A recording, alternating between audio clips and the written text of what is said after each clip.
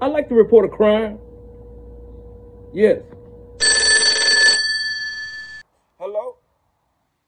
Collect call from East Baton Rouge Parish Prison. No, I'm on this cell. Right now, there's a guy waking up this morning and his name was put on the court docket. And the nigga know he's facing 20 to 30, 40, 50 years, but only one thing he's thinking about, and that's that cigarette. I'm telling you, you'll pay 15, 20 zoos to get a cigarette when you know you're facing time like that. You know, when Pee-wee got introduced to that shit in a different way. You know, I ran across my dog, Johnny Red, in the blue on Trustee. And Johnny Red had a brilliant idea that if he could get cigarettes in, we could smoke.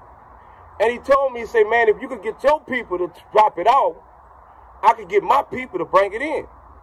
And I'm saying that shit always sound good, ain't always good. And I was, you know, it convinced my old lady. I said, baby, go to the store and buy me a couple of packs of Bugles and drop it off at the sheriff's substation. And Johnny Red go get these bitches in. And she did exactly just what I did. What she said she was going to do, she did it. Johnny Red never told me how the cigarettes was coming in. And like I say, I'm not used to this shit from where the fuck I'm from. I'm not. This shit new to me. And I'm telling you, based on true stories. Here's the part when I say, welcome back to East Baton Rouge Parish Prison story. Welcome back. Now, as I was saying, Johnny Red had the bright idea. He said, man, do that. So he got him in.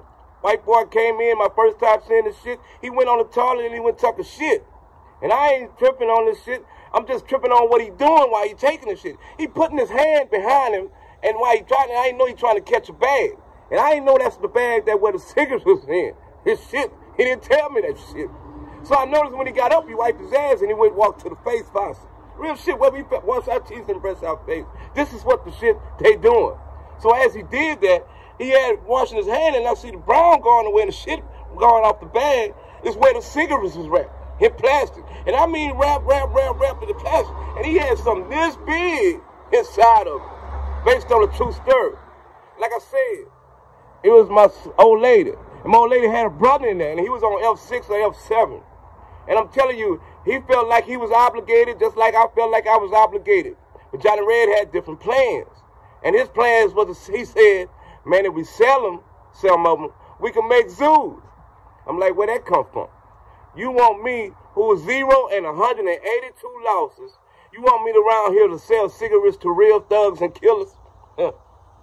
He said he had it planned out. So as the shit was planned out, we started coming up and shit like that. And we working laundry. We go on every line, we picking up all the laundry, you heard me?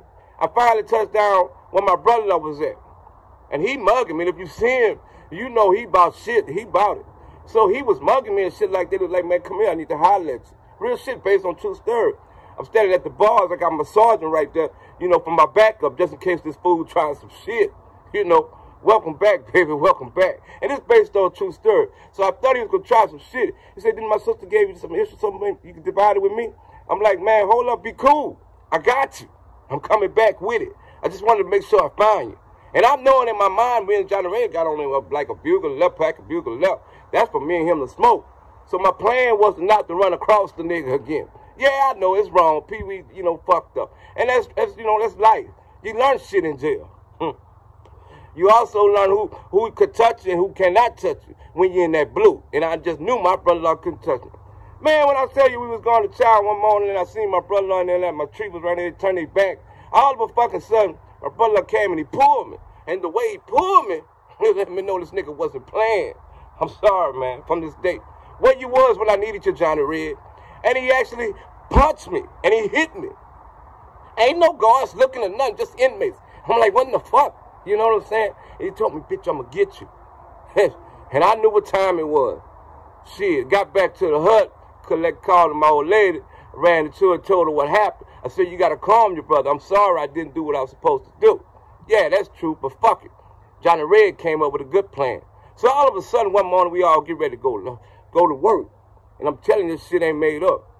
And they had a little block, police hit, a sheriff hit, security guard hit. And we all had to go take a fucking drug test. Johnny Red never told me about the shit that he already knew in the mind. That one day we was going to have to. We was smoking marijuana and shit like that. Everybody got piss tests.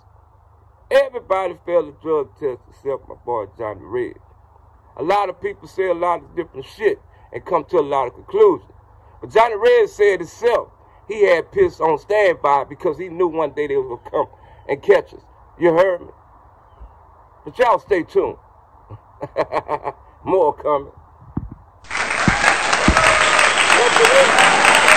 Let's burn it up.